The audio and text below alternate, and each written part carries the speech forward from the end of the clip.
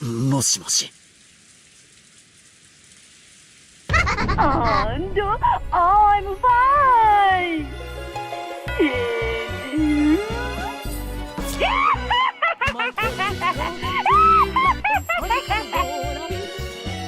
Screwed up, mocking English filled his ears. It was the voice of a woman he didn't know. Who was it? The inside of his head was starting to freeze up. Who was it? 誰はないであろう、後ろ宮パートナー。返事は Yes, I'm fine であろう。懐かしいな。中国でやっただろ。二人一組になってやるやつ。イカれていやがる。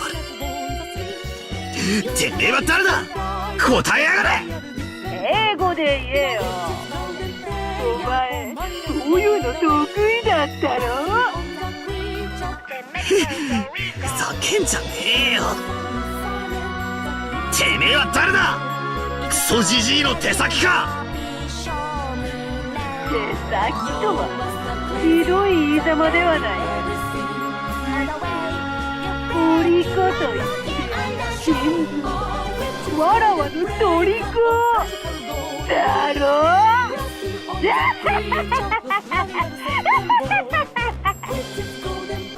That last laugh didn't sound like it was aimed at Battler. It was almost as though Kinzo was right next to the phone, cackling as well. 名を名乗りやがれ。てめえは誰だ。何者だ。当ててみろよ。ハワイへご招待するぜ。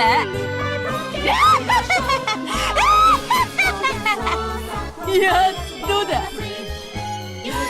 っと。長かったぜ。本当に今日まで長い日々だった。マジで1000年は待ったぜ。今日という日をよ。おかげさまをもちましてわらは大復活。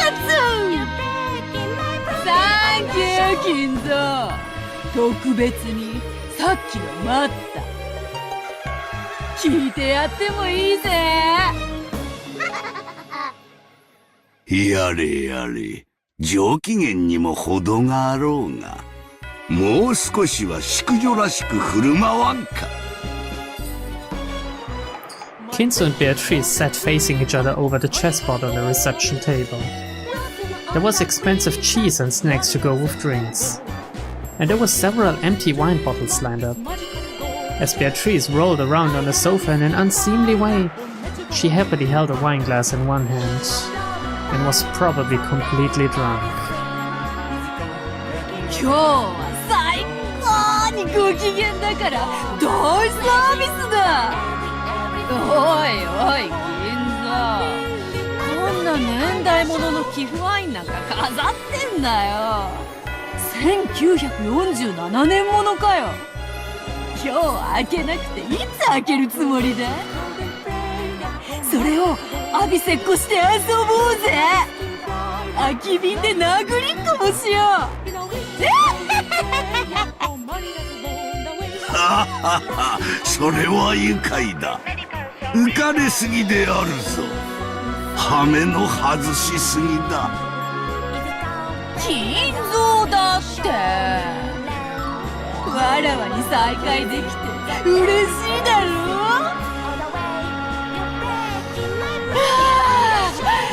シャバだ、うつしおだ。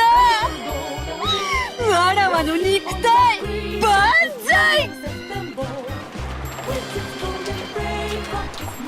おい、さっきから何を騒いでるんだ。お前がベアトリーチェだとでも言うのかよ。イエーイ、おい、金蔵の13人殺しのキスケのおかげでようやくわらわを復活したの。舌があるといい。こうしてそなたと話せることのなんと楽しいことか。そういえばお前とはあれだけ何度も憎まれ口を叩き合ってきたのに、こうして普通に盤上で会話をしたのは初めてだな。何やらとても新鮮だ。お、今のポンちゃんの息子だな。あいつ開けたぞ。マジでバカたっけえ秘蔵ワインを開けやがった。知ってるか、10キロのインゴット丸々と同じくらいするんだぜ。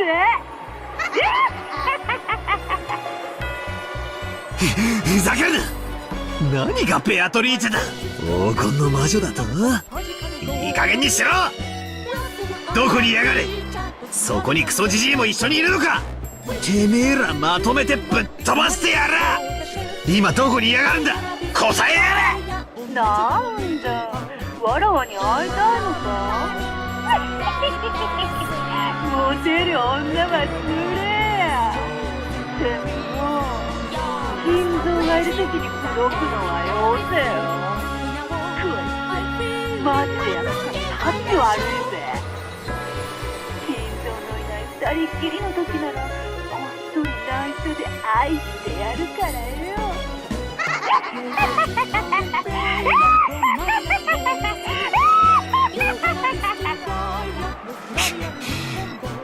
イカれてやがせ。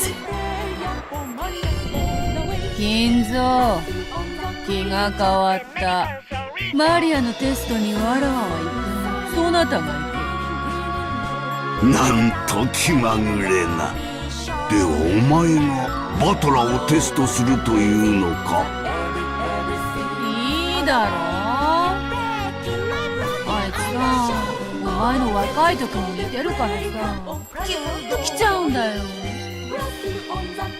安心しろよ。浮気なんかしないって。あいつと二人きりになるのは今だ。わらわはいつだってお前と二人きりだろう。だがもうわらわを四六時中束縛するのは勘弁しろよ。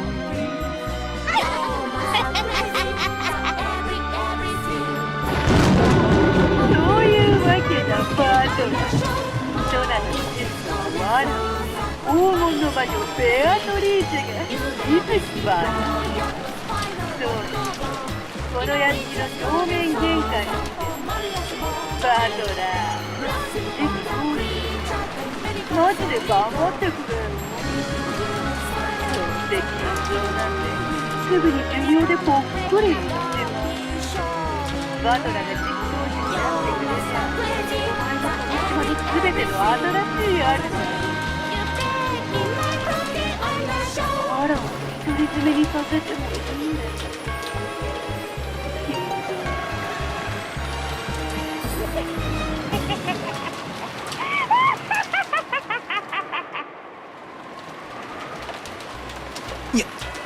屋敷の玄関だな。上等だ。このクソったらない酔っ払いめ。俺がてめえの酔いを覚ましてやるぜ。迎え酒には俺の熱いパンチをくれてやる。首を洗って待ってやがる。 Battle impulsively slammed the receiver down. There was no need to talk through it anymore. I'll meet her face to face and settle this.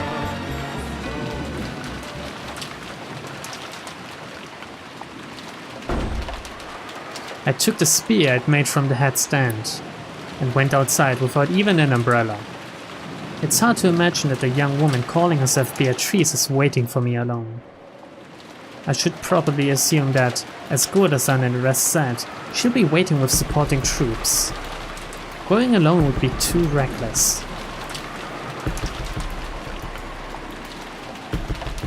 Goda-san! Kumasawa-san! 俺だ! Battleだ! I headed for the gardening storehouse first. I need all the help I can get.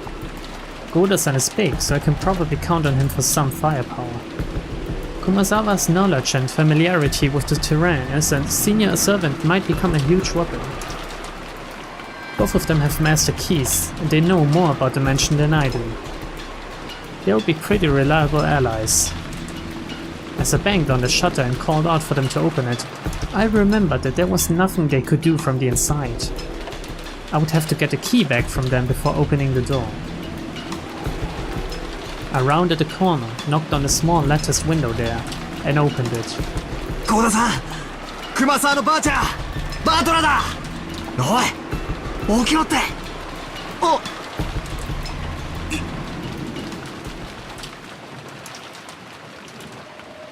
The scene in the shed, lit by a dim light bulb, was very strange.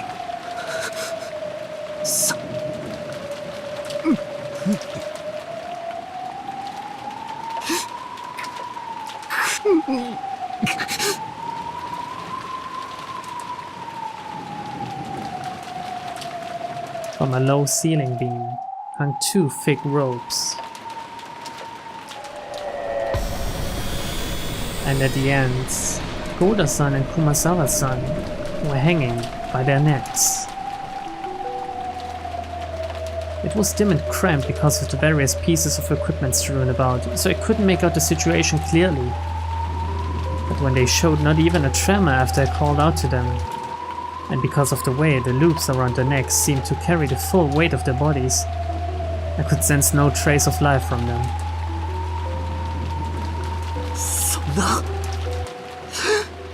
嘘。どうして。 The shutter was still closed, and there was only a single key, which had supposedly been given to Goda-san. So how had the culprit opened the shutter and killed both of them inside? No, wait, they weren't necessarily killed. If this is a suicide, that way this closed room makes sense, but I don't know why they would hang themselves and commit suicide. Feebly, I slumped down on the spot.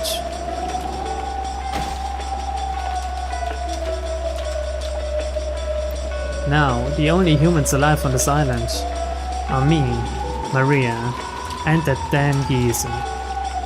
No, there's also that insane woman calling herself Beatrice. There's Maria, who had acted like the witch's ally from the beginning. And that geezer, the ringleader who revived the witch. And the witch herself. What the hell?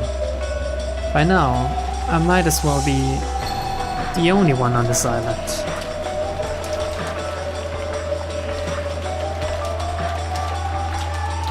Using my pole as a cane, I feebly rose. Damn, can't do it like this. I've got to avenge everyone. しかしゃー、こうなっちゃダメだ。ダメだぜ。全然ダメだ。しかしゃー。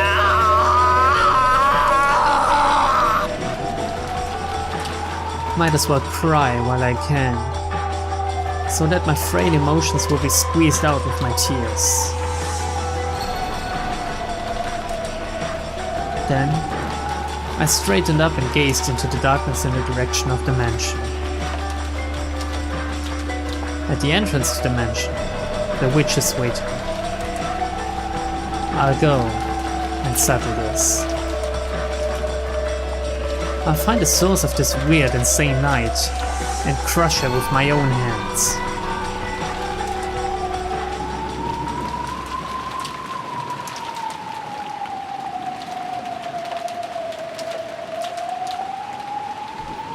Amidst the pouring rain, I walked through the rose garden without an umbrella, letting myself get soaked. I could see the arbor on the other side. According to Jessica, it seemed that George Anki had also been killed. Well, by this point, there's no need to worry about the lives of any hostages. I left the path, aiming for the arbor. Then, I saw George Aniki's weather-beaten corpse. 兄貴、The corpse was in front of the arbor. If he had died under the arbor, he might have had at least been spared being beaten down upon by the rain. In Aniki's forehead was a gaping hole, as though he'd been shot with a gun. Perhaps because the rain had washed everything away, his face wasn't covered with blood, so he looked almost like he was sleeping. However, his clothes were stained a deep red, and there were still signs that a large amount of blood had flowed out. How happy I'd be if he was sleeping, or else pretending to be that. But even though the rain sprayed against Aniki's eyes, they remained open. And the hole in his forehead was no joke, but absolutely real. There had been a faint chance that even Goda-san and Kumasawa-san hanging by their necks in the gardening shed had been them playing a bad joke. But that naive possibility had now been completely denied.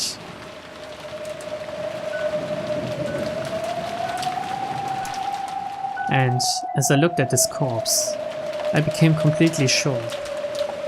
Just as Goda-san had once said, the enemy had come to take lives like pieces on a chessboard.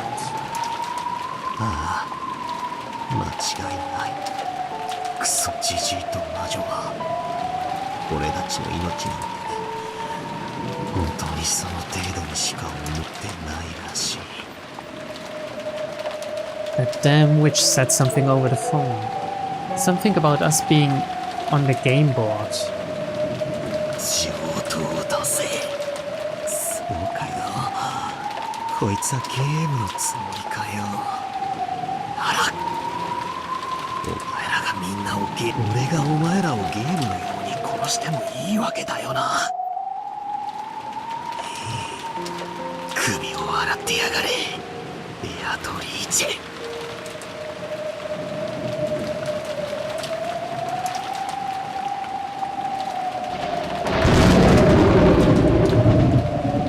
The lightning caused the mansion's vast shadow to rise up. Finally, the mansion. As the massive shape came into view, there was no silhouette of any person. It seemed that there weren't any underlings waiting for me in a pack or anything like that. According to Kiryu-san, there were massive amounts of attendants with goat heads. At least for now, I couldn't sense a large group of them hiding and staring at me. What's this? Beneath the roof of the entrance is something set down. なんだよ、これは。箱？ It looked like the kind of small box that girls often keep trinkets in. Or maybe it was the same kind of extravagant cigar case you'd find in a reception room. Either way, it didn't look like something that should be here. It clearly looked as though I was being told to open it.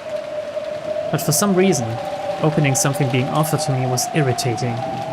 However, it didn't look like we'd get anywhere if I didn't open it. Could it be that it's set up with some trap to make it explode when opened? Thinking things like that, forgetting even to come under the overhang, I continued to glare at the box, still beaten down upon by the rain.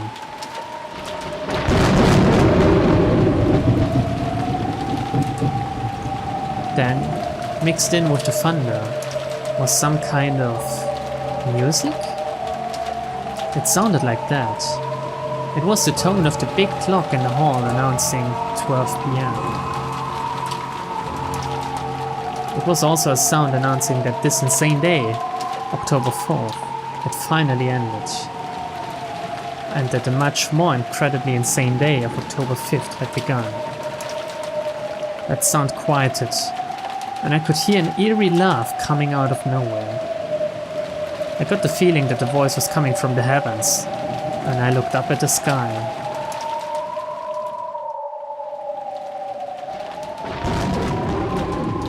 What I saw there was a woman I'd never seen before. No, it's not true that I never saw her before.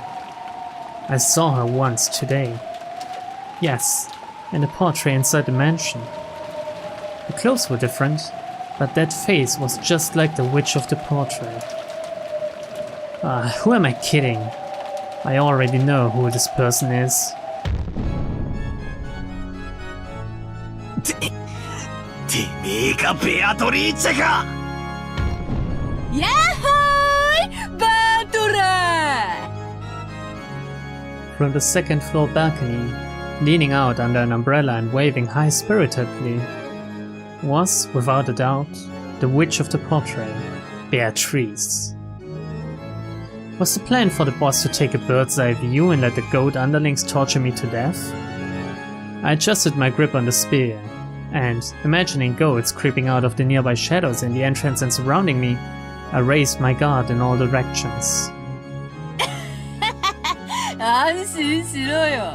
ここにはわらわとお前以外の誰もいねえぜ。ヤギの家具どももいなければ、悪魔の執事もお師匠様も、我が親友の悪魔もいない。そして、我が肉体の蘇生を手伝う黄金の蝶たちもいなければ、魔法陣もない。召喚者の立ち会いもない。その意味が、そなたには、さっぱりだぜ。寝言言ってろ。そなたとは確かにこの世界でも何度か会えてはきたのだ。まるですれ違うかのようにな。知っての通りこの人間どもの世界はただ貴様らが存在しわらわを疑うだけで、それは膨大な毒素とな、まるでそなたというキングに対して守りを固める堅牢な城壁のようよ。それをわらわは何度もゲームを重ね、駒を一つずつ進め、切り崩し、追い込み、じわじわとそなたの城壁を切り崩していった。そしてようやくわずかの隙間を開き、そこからわらわはビショップを送り込み、そなたのすぐ近くに近づけるようになった。しかし知っての通り、ビショップは死角のある駒だ。黒のビショップはそなたが黒きマスにとどまる限り絶大な影響力を発揮するが、そなたがひょいと白きマスに一歩逃れれば、わらわはそなたの隣に接することはできても接触することはかなわぬのだ。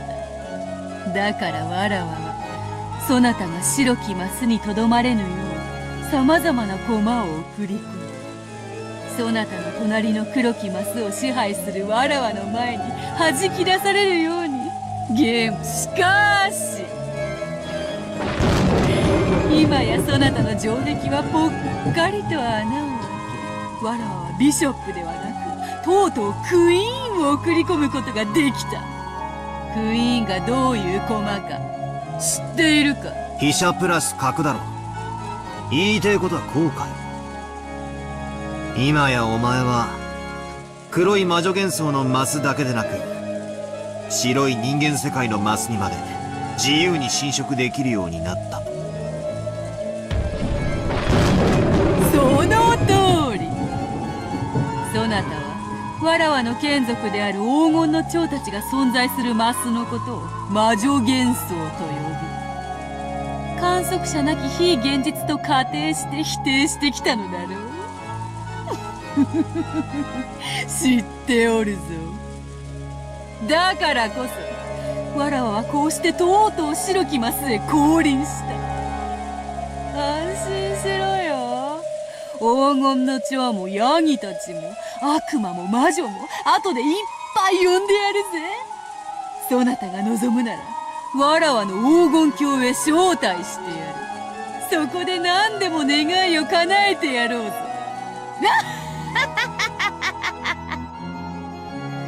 どうやらこの島のチェス盤はインク壺でもぶっかけちまったみたいだな。なるほど、それも愉快な表現よ。